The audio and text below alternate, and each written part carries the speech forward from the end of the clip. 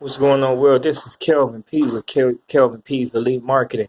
Hey, I just want to share some tips real quick. I'm trying to make it fast. Businesses failing in the first 5 years that they're still applying 2019. I say yes, it happens, but I don't feel like we should walk around with that philosophy because I feel like what happens is you tend to limit yourself when you're doing that. So your business won't like operate like at the maximum potential. So let's break it down. Let me tell you how businesses usually start, at least back then. So you would get an idea, you would borrow $200,000. Now you done borrowed $200,000. You went through your first year. Now your first year is up and you made 200,000 and it cost you $50,000 in order to make that. So in other words, you got your cost of sale. You got to pay for the product that made you that $200,000. So let's say it cost you $50,000. So now you got 200,000 and then you subtract 50,000. So now you got 150,000 to apply towards the principal of that 200,000 that you borrowed. But remember, you got to now pay your expenses as well. So let's say your expenses for the year was $10,000, doing lowball, whatever. So now it's 50,000 for your cost of goods, and then another 10,000 to run it. So now you spend $60,000. So now you got 140,000 of that 200,000 left to go back towards the principal. So now you took that money and it went into your principal, that 140,000. So now you got a $60,000 balance, and then you sitting on, your cost of goods. And your goods now is what you spent $50,000 on. Now you got another. Now you use that up, and you'll make 200,000 again, right? So now that you got that $60,000 balance, remember you got to make that $60,000 back to get that bank out the way, and then you're finally in a position where you're making money for yourself. But then remember, you got your expenses too. So that means that you borrowed $200,000 and then you had to turn around and make about 200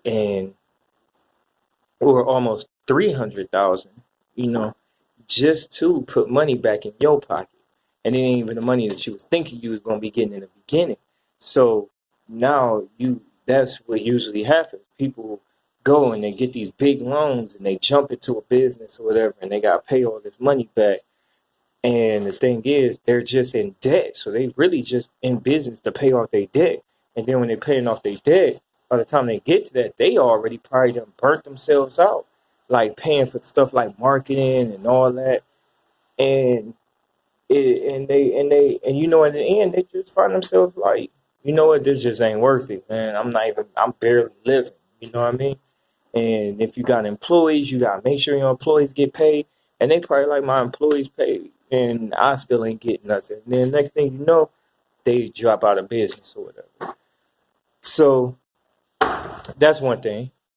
So now we in the point now where you got a direct line to your consumer. You can utilize social media and you can have an idea. And for instance, myself, I had an idea and I put it on paper or put it on computer, laptop, whatever, wrote a book. Now I got that book, and with that book, I went and put it on Amazon, and now that I put it on Amazon, that's the platform that I could reach people through. I get on social media, I promote it, and now people go and they get that book, and then I get money in my pocket. I am now a business. I made a transaction, so that's a business that I started with no money down. Amazon already going to collect their fees. Social media don't really cost to advertise anything unless I'm utilizing the paid ads. So that means that if I grab that book for $10, sold it on Amazon, and then they take their cut out and I get $9, then that $9 is going straight in my PayPal. I'm $9 in the green. And that was my business that I decided to start. So it's just all about perspective. It's all about what you decide to do when you want to get started.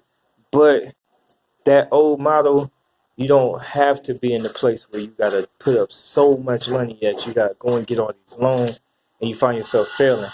But also, too, another reason I say that is because like if the marketing has changed, all you gotta do is just learn how to sell, because that's all it is. The more transactions you have, the more on top you're gonna end up being. So if you're not focused on sales, like learning how to sell, learning how to market your product to where you're getting sales, then you're gonna find yourself failing. So that's where you either gotta learn it for yourself or you gotta get somebody like me. You know what I mean? But yet, like what I'm saying, um, let go of the cliches and start investing in the things that actually matter. Not looking cuter on your website, not looking cuter on your store, adding all this extra stuff and this blah blah hoorah. Like, get to the nitty gritty. You need sales.